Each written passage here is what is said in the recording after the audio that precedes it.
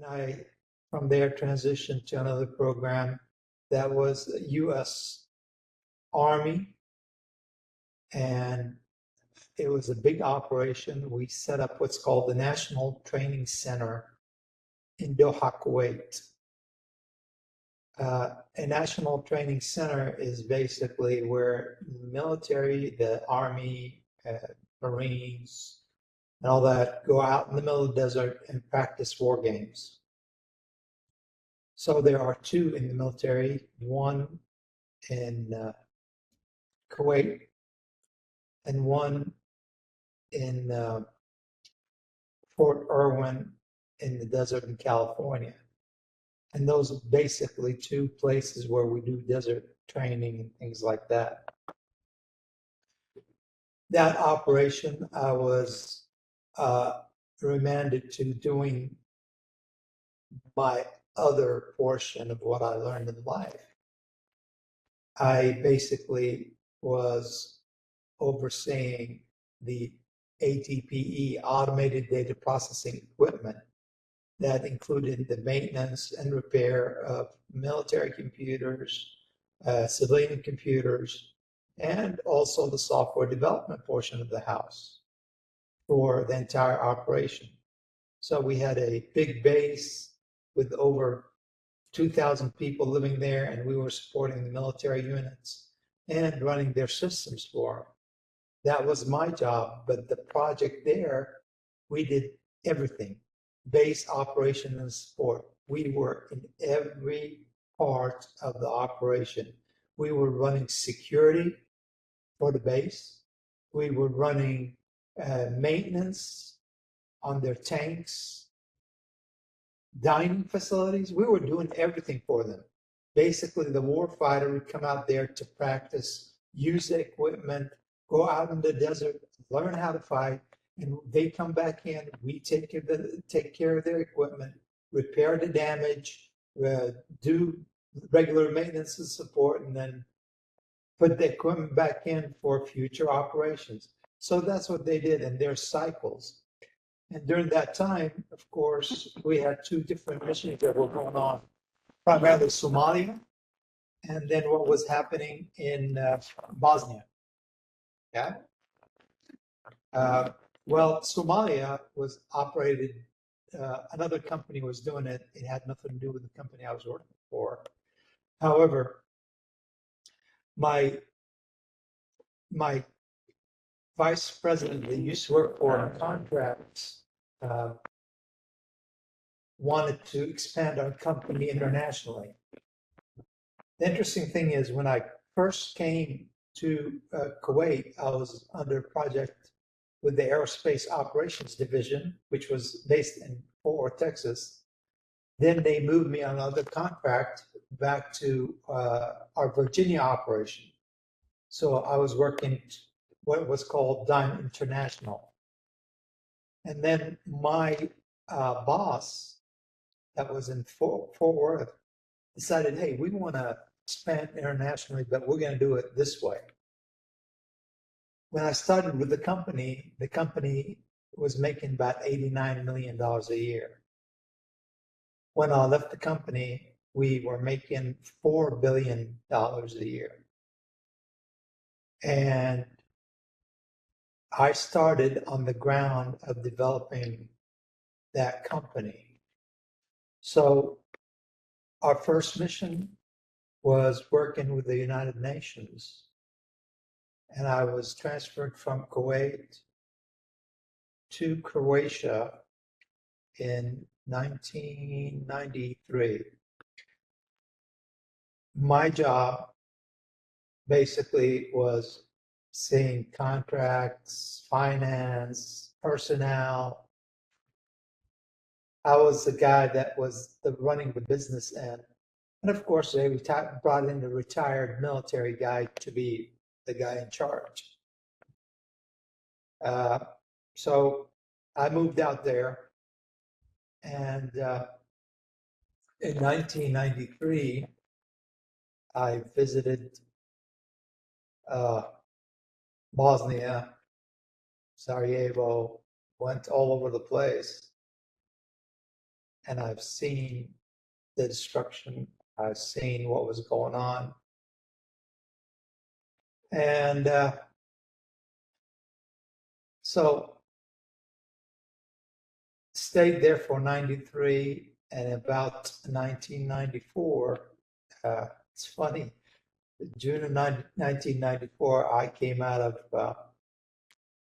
Bosnia and for a break, and I went to meet with a few friends of mine for dinner. I had like a 3-day break coming out of the war zone, like the little R&R. I had to take care of some stuff. So we're having dinner, and I started having some serious pains. They started on the lower left side of my abdomen, and by the end of the night, they were across my abdomen. Real bad pains. May I ask you, did this happen all of the sudden, or was it ongoing but got worse at that point? No, it just started that night. I was getting some serious pain. So I excused myself and went back to where I was staying at. Tried to use the bathroom. There's nothing. So I was in good shape back then, you know. So I drove myself to an Air Force mass unit at Pleso Airport at Pleso, the airport in Croatia. And I walked in about 2 a.m. and I told the doctor, I said, hey, I've got some serious pains. I think my appendix needs to come out. He goes, are you a doctor? I said, no, I'm not, but I know my body. He goes, well, let me be the judge of that. So they take a bunch of tests and things like that. And about 3 a.m. comes back to me. He goes, I think your appendix needs to come out. And at 6 a.m. that morning, the surgeon came in and said, here's the deal. You're the first one on my list this morning. We'll take you in at 7 a.m. I went in and they took out my appendix. And as they pulled it out, it exploded. Wow. So I spent about 3 days in the mass unit and then went out. Stayed there for a couple more months. At the same month later, 2 months later, my father passed away in Jordan. So, and it was very difficult to get out of the war zone to go to Jordan. May I ask you, was your mind clouded while you were trying to work, even though you found out your father passed away? Well, so in life, in what I've done, I learned to try to stay even keeled, control my emotions, and try not to let my emotions run my logical way of doing things. Of course. So my friend that I talked about earlier that worked with me in Kuwait running that project with the Kuwaiti Air Force, now he transitioned to working for the United Nations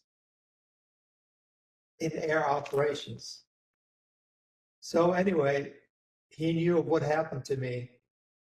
In fact, the way I got the call was they called the company I worked for in uh, the U.S. and they called me to let me know that my dad had passed.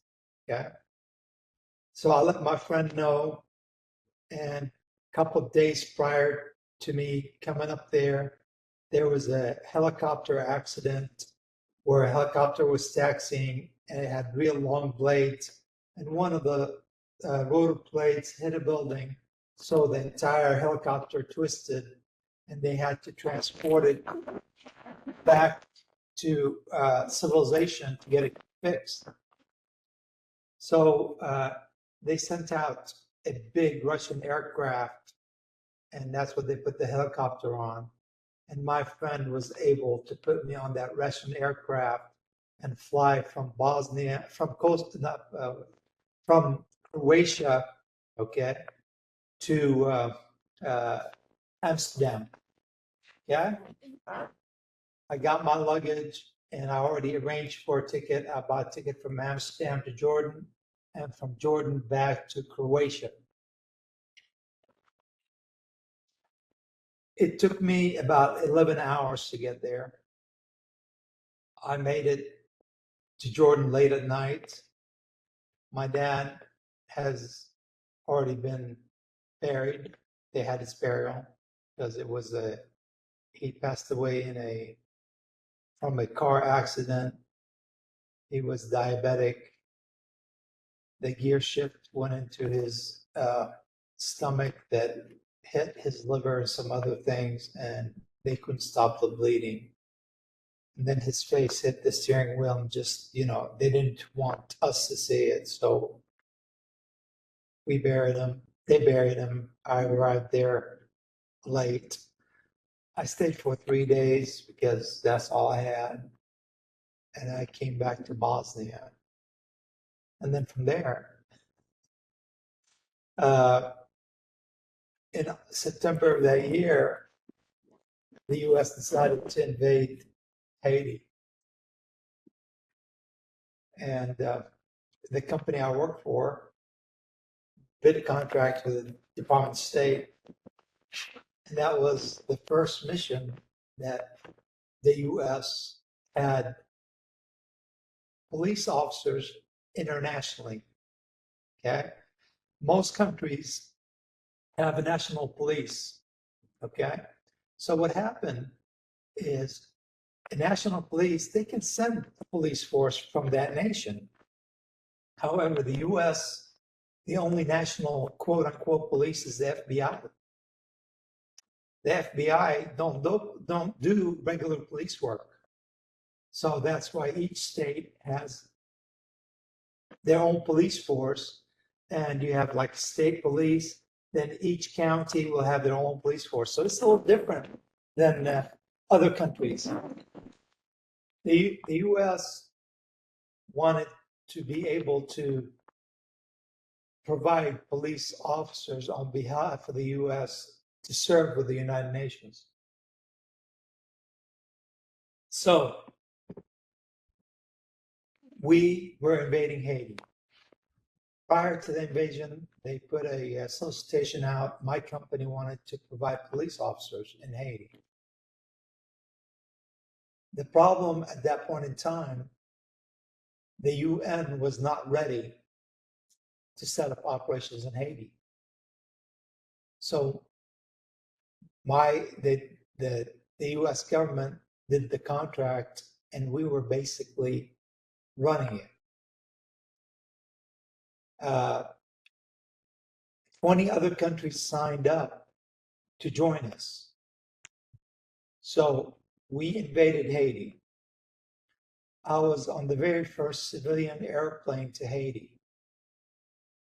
I had, initially, I was the only passenger, but they added 2 more that were working for my company to go out there. So 3 passengers on a jumbo jet. That jumbo jet was filled with cars. We had Jeeps, 13 Jeeps. We had a van, and we had a pickup truck. It included MREs,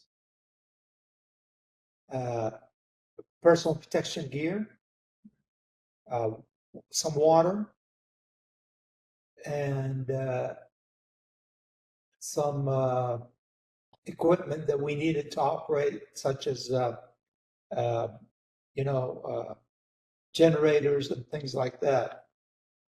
So when you're going into any place, if it's either you take it over, okay, but we are a civilian company, and the U.S. Department of State wanted us basically to benefit the country at the end of the day. So what we did is we went out and procured local accommodations, hotels that we used. Okay. At that point in time, we set up operations. We had, like I said, 20 countries supporting the mission, and each country had its own responsibility for policing each location until the United Nations came in. So that mission lasted for about 5 months. Okay, no, 6 months. And not ambassador, Bill Clinton flew in at the end of the mission, turned it over to the UN, and that was the end of the mission. And then I came back to the US in 1995, in May of 1995. Now, may I ask, this would be around the time of the Kosovo War. No, before Bosnia was still going on. My bad. Okay, 1994, 1995. Yeah, during the Bosnian War, did Yeah. you feel compelled to go with your company and maybe try to help the Bosnians? Well, that's what I'm getting to. Sorry So for what that. happened was we finished operations there, and then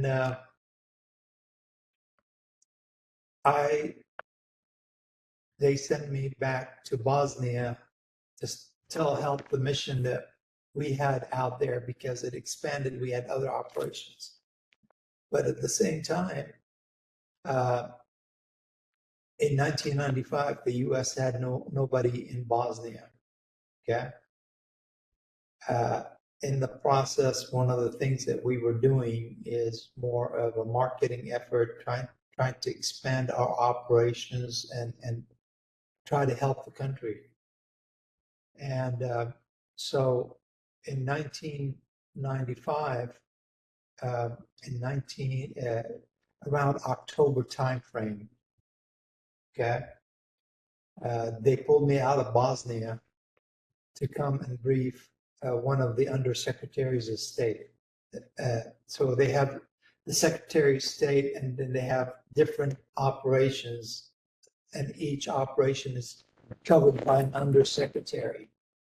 The undersecretary, I don't remember the undersecretary, but the unit that I was working with was international law enforcement, international narcotics and law enforcement matters. So that's where the policing came into operations. Okay.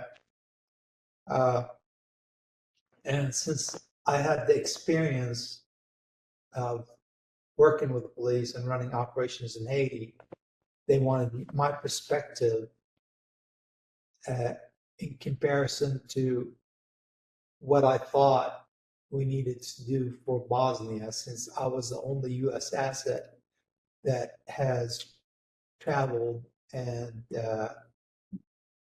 was able to give that presentation to let him know what I thought and let him know the situation from my perspective. May I ask, when you were in Bosnia, did you have any of your colleagues with you, or were you the only one there out of your I company? was the only U.S. asset that was in there. Most of the personnel that we had working in Bosnia were primarily, we brought people from all over the world to work in different sections. Yeah. So what we were doing in this particular operation, we were recruiting people for the United Nations because the United Nations were not able to recruit from all over in short period of time. So they hired about 4 or 5 different companies that were doing it for them. So we had people working from Africa, from Middle East, Europe, Eastern Europe, US, all over the world. So we had employees from all over the world. And because I operations, HR, everything. I was the one that was traveling and seeing. And it was easier for me to do so because I was able to navigate and go from Bosnia to Republic of Srpska to Croatia. I went all over and I did not have any problems, unlike other people. The advantage that I had over other people is when I was in Croatia and Slovenia, they loved Americans. I had a US passport. When I was in Bosnia, I told them I was an Arab, so they loved the fact that I was an Arab. They thought I was one of them, you know. They were Mm. fine with me. And when I was in with the Serbs, you know, I'm Greek Orthodox. So, you know, you're one of us. So I was fine. So wherever I went, I blended in. And one of the things that I never done was basically try to learn the language because I had to stay neutral and I hated to go into a place where the dialect is different and they could recognize, you know, you could be killed because you're using the wrong dialect. I even So, went, I even went into Kosovo, Montenegro, and all those places. So go ahead. um, so basically, where you were stationed or taken to by your company, you based explaining yourself based off of what they were. So in Bosnia, you were Arab. In Yeah, Serbia, you were Greek Orthodox because they were Orthodox. yeah. So they wouldn't have issues with you and you would have more of a smoother transition with them, correct? You know, basically, I would fit anywhere I go. Okay. Yes, of course. So anyway, so I had to go brief the Undersecretary of State, and I told him my views. I said, you know, Bosnians, the former Yugoslavia, you can't treat them as though they're a third world country. Okay. By that, I mean, you can't bring people from Bangladesh, India, Pakistan, the Middle East, where the type of policing they do is not the type of policing that is in the US, where you Mhm. have community policing. You're not guilty until you're not guilty until proven so. You know, you're innocent until proven guilty. Where other countries it's different, and you know the level of education, the level of society and culture was higher in in former Yugoslavia than going to Africa or the Middle East, or you know. So anyway, I gave my perspective, and of course, when they and we talked about operationally what they need and all that.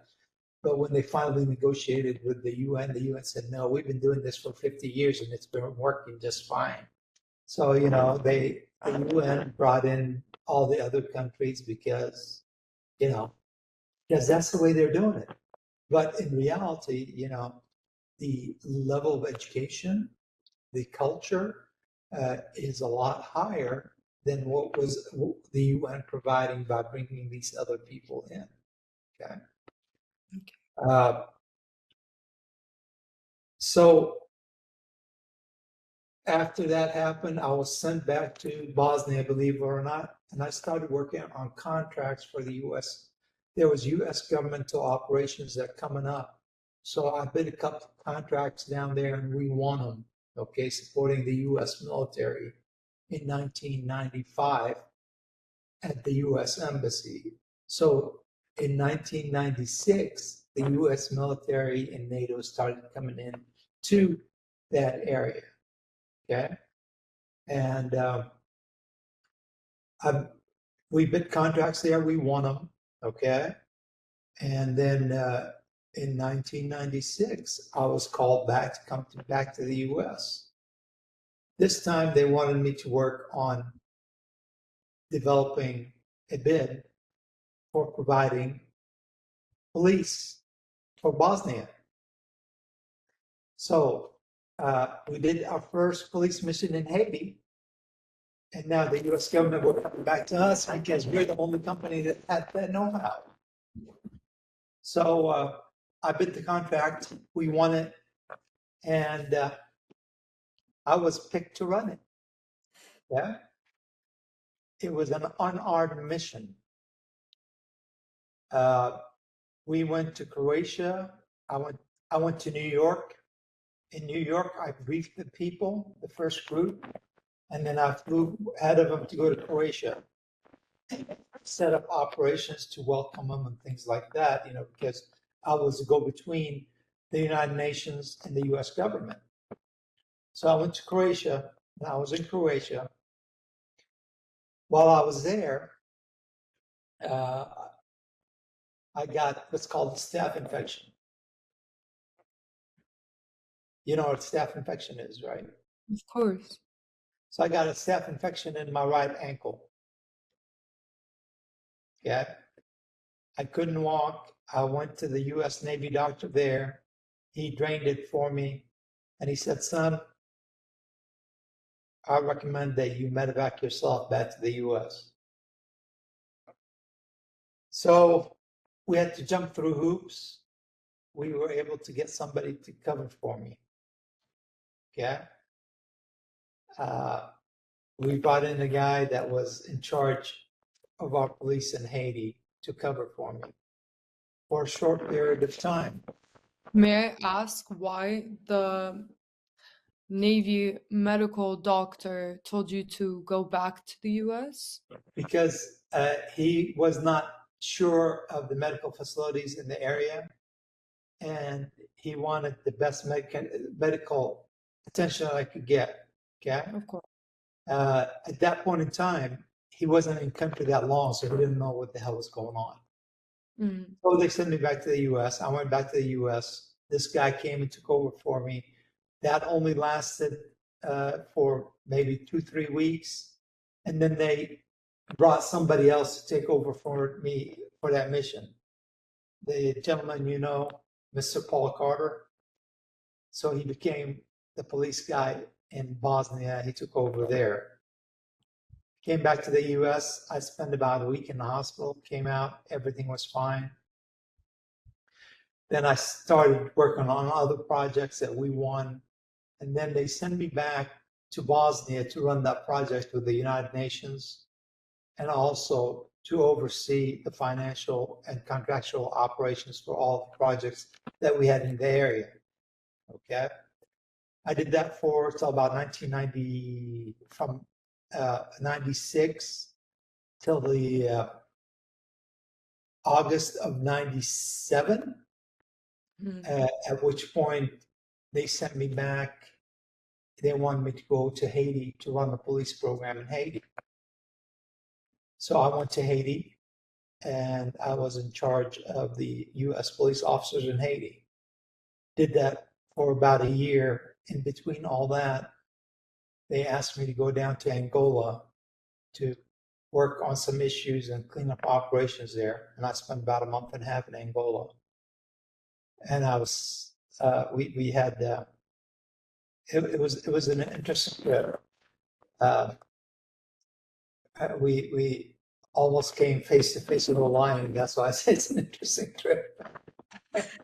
How did you almost come face to face with a lion? So after being there for about 3 weeks, we took one day off and we borrowed a van. They told us where to go, so we wanted to go to the beach. So we drive the van, we pull up the van on the side of the highway, get out of the van. Well, on the left-hand side was the jungle. On the right-hand side was the beach. So we open up the van, we go outside, we walk a few feet, and all of a sudden we hear lions roaring. So we hightail it to the van and go to another beach.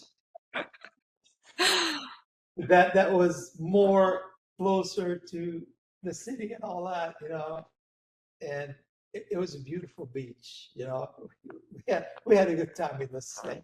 I went back to Haiti, and the mission in Haiti was still going on. They brought in somebody to take over for me, and they sent me back to Bosnia, to Croatia. But this time, I had to go work with those Slovenians. The Slovenians and the Americans and some other countries were working on putting a project together to go demine Bosnia. Yeah. So I started up operations for my company and started up operations to get people to come in and take over. And I spent about, this is 98, I spent about 2 months working that. Then they moved me to Sarajevo. Sarajevo. At that time, the mission in Kosovo, the Hallbrook had the meeting, yeah? Mm-hmm. And they contacted me and asked me if I would be interested to go work this mission to help the Kosovo Albanians.